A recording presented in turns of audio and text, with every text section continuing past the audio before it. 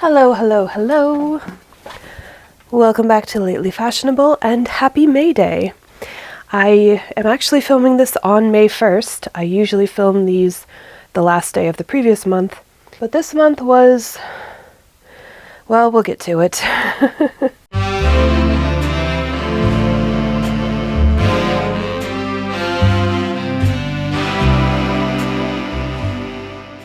You may immediately notice a change, which is the addition of these sticky notes, which I have added so that I can remember which projects I've already done, what month they were, and whether or not I have finished them.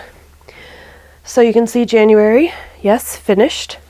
Technically, I should add another check mark, because as you may recall, January was the tan floral blouse, and I ended up also finishing the skirt made from the same fabric so that I can wear the two pieces together as a dress, which is what the original pattern is for.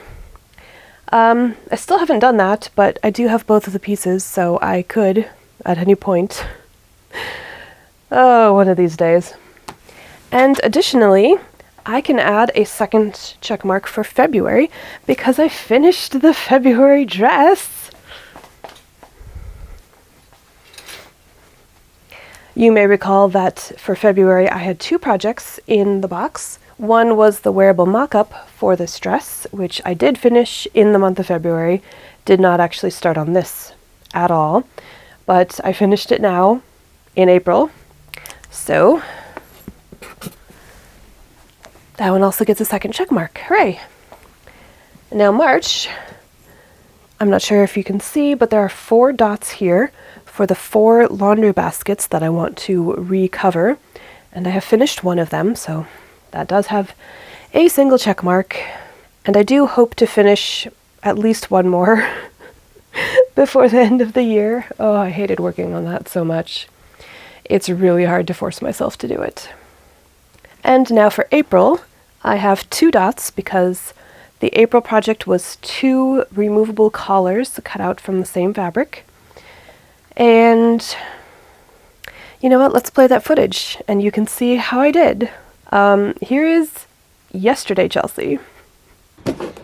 Hi there, it is April 30th and I am just now starting on my April UFO for the month. On the day when I should be filming the intro and outro of this video, so this is going to be late, but also I don't feel like being on camera today, which is why you're getting my pretty hands. Anyway, the UFO for April was these 2 collars. 1 and 2 that I cut out 2 years ago. And then this is all of the extra scraps of the fabric from when I made my cream bishop sleeve blouse. I liked the fabric so much that I wanted a second blouse of it, but I didn't have enough. So I settled for 2 removable collars that I can add to a dress or a sweater. Not really going to be relevant for summer, which it's about to be, but oh well. I'm going to finally make these.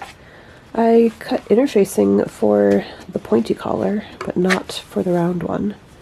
And I think I'm not going to bother. I think this one will be okay without any interfacing. It's just a sweet little Peter Pan collar. I don't think it needs any extra stiffness. The pointed collar, I think, would benefit from the interfacing, so that's what we're going to do. And then I'm going to use the scraps to make collar stands so that I have something to probably whip stitch into whatever I'm going to wear these with. And yeah, this should be pretty simple and quick.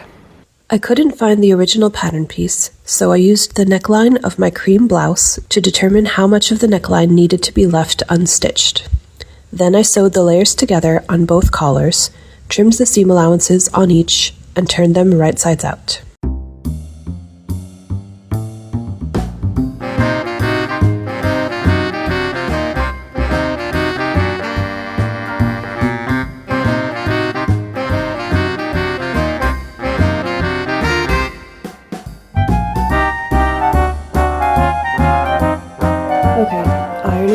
Was a pain in the neck.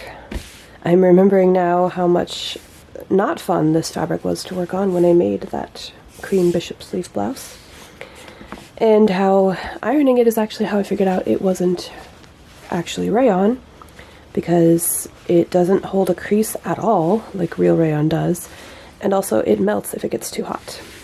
So yeah, didn't film that part. It wasn't fun. But on the plus side, I am glad that I interfaced the pointy collar, because you may be able to tell that you can see the seam allowance. I actually don't know if it's showing up on camera, but I can very clearly see the seam allowance through the side that isn't interfaced, and on the side that is, it looks just really sharp and clean. Unfortunately, I did sew this side that has some dirt on it. I don't think it's a stain, I think it's just dirt the fabric picked up, and I can wash it out easily. But that's fine, because the other side has a snag, and I can't wash that out. But that's the underside. This is now the top of the collar. This one, I think I'm okay with seeing the seam allowance. I very intentionally and carefully pinked the seam allowance extremely evenly all the way around so that it would lay really nicely. I think I'm going to top stitch this, because the curve really doesn't want to lay nice and flat. The straight edges of this collar are doing better, and also the interfacing I think is helping. So I'm going to top stitch this and see how that goes.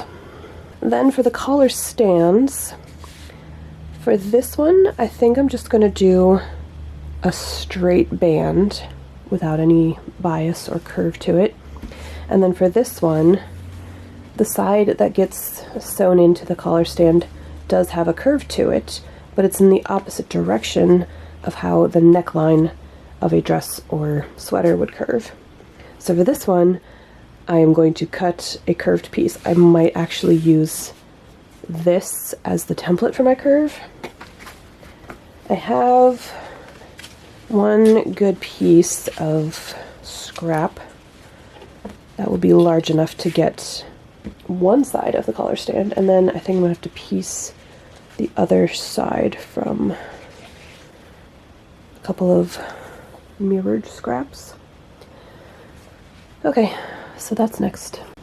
Okay, it appears that I do not actually have any scraps that are large enough that are on the straight of grain that I can make a straight grain band, so I might just go ahead and do a bias one anyway. These two pieces are on the bias. Oh, that should just barely be enough to get a collar stand. Okay.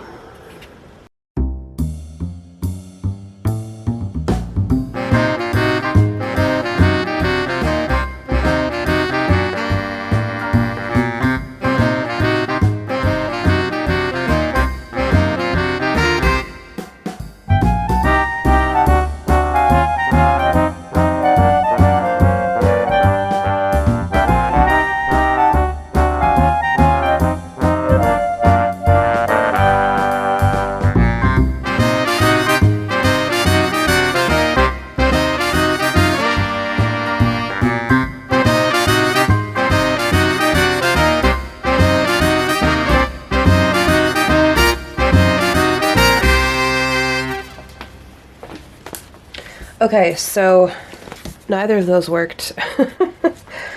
I should measure things before cutting them out, or perhaps not try to make things when I'm super groggy because I'm still a little bit sick. You can probably hear my voice. I've been sick for the last several days, and that's part of why I'm so tired, but yeah, this is not long enough.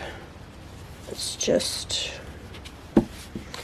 I mean, it's a bias, so I could stretch it, but I don't think that's a good idea. And then this one is nowhere near long enough because the inside curve needs to match the outside curve. And there's just no way. Like, it's not even close. So I guess I'm gonna have to piece this. And for this one, I might just use some actual straight up bias tape instead of trying to piece together more of this. For this one, I really do want it to be a curve. You can see I did go ahead and stay stitch the edge, partly to keep the seam allowance, you know, out. I clipped in the seam allowance so that I could fold it outwards and see the entire curve. I definitely should have done that before trying to cut the collar stand, but did I? Obviously not.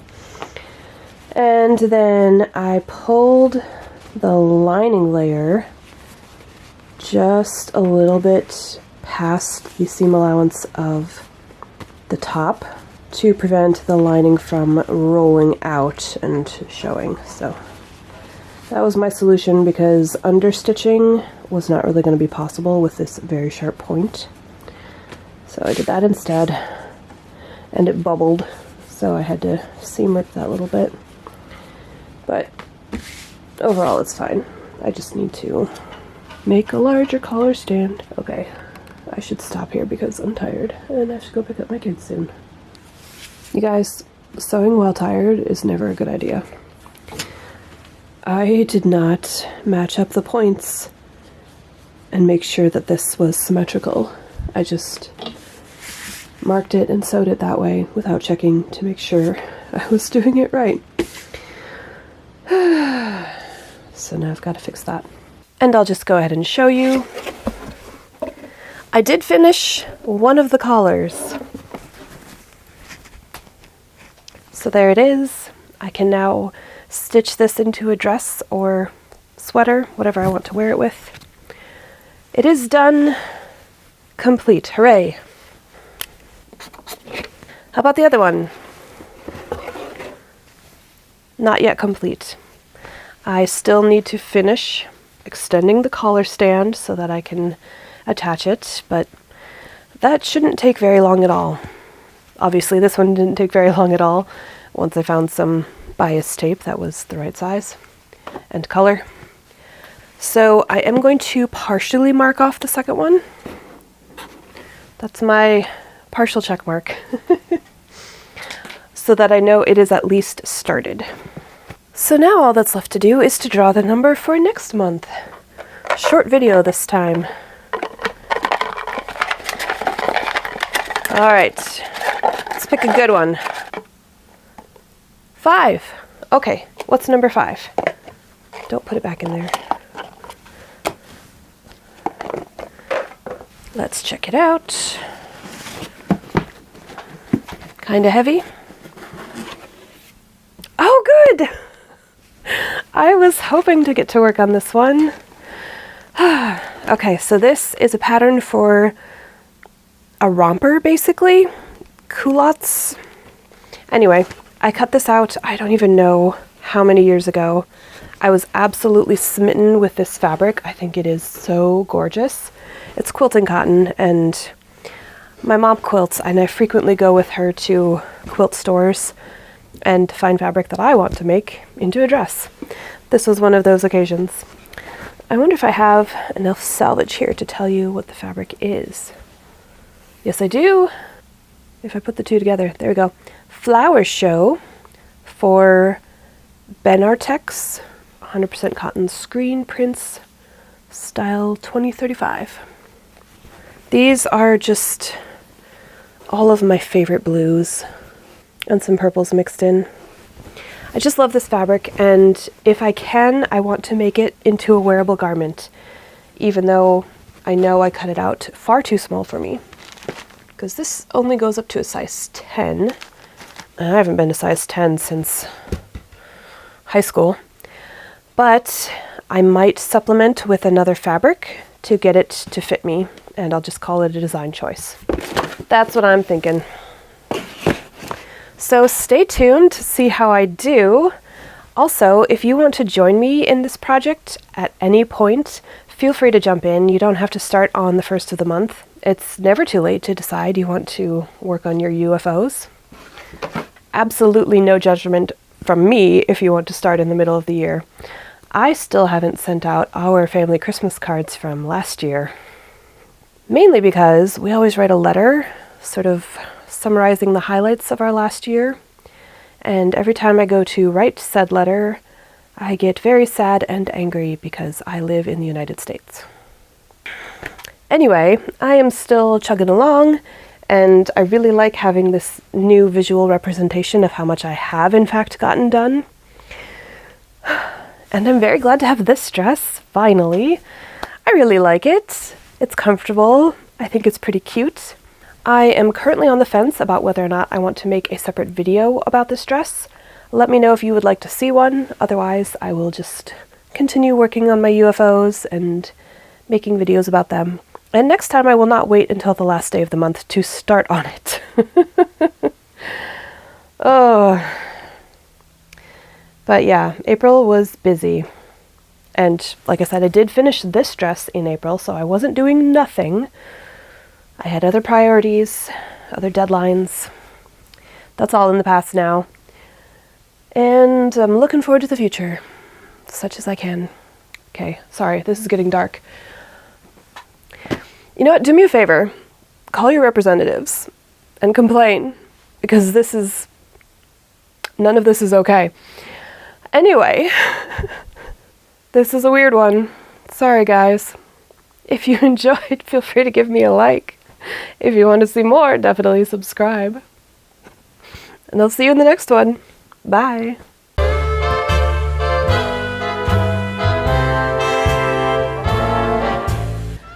I did go ahead and make nice little... I should plug in my microphone, shouldn't I? And I'll just go ahead and show you. I didn't put them in here. Where did they go? Oh, I'm super prepared.